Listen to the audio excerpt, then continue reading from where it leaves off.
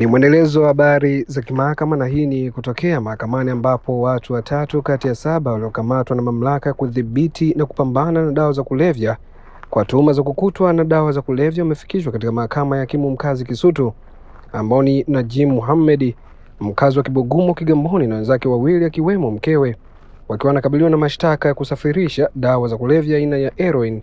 Mbali na mshtakiwa Muhammad na Mariam Muhammad mwenye umri wa miaka 50, mwingine ni mfanyakazi wa ndani Juma Mbwana Abbas mwenye umri wa miaka 37.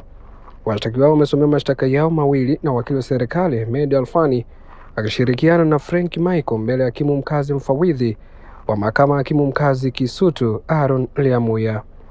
Wakili Alfani amedai kuwa washtakiwa walitenda kosa hilo Disemba 15 ya mwaka 2023 eneo la Kibugumo shule wilaya Kigamboni, ambapo walisafirisha heroin kilogram 882.71. Katika shtaka la pili, siku na eneo hilo washtakiwa kwa pamoja wanadaiwa kusafirisha dawa za kulevya aina ya metha kilogram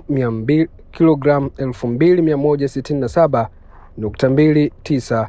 Washtakiwa baada ya kusomewa mashtaka yao, hakimu Liamuya anayesikiliza kesi hiyo amesema hawatakiwi kujibu chochote kwa sababu mahakama hiyo haina uwezo wa kusikiliza kesi hizo ikiwemo za uhujumu uchumi. Upelelezi wa kesi hiyo bado haujakamilika na kesi imeahirishwa hadi hapo Januari 11 ya mwaka 2024 itakapotajwa na washtakiwa wamerudishwa korokoroni. Mimi naitwa Mikandaba na hizi ni habari kutokea mahakamani. Endelea kukaa nasi kwa taarifa zaidi.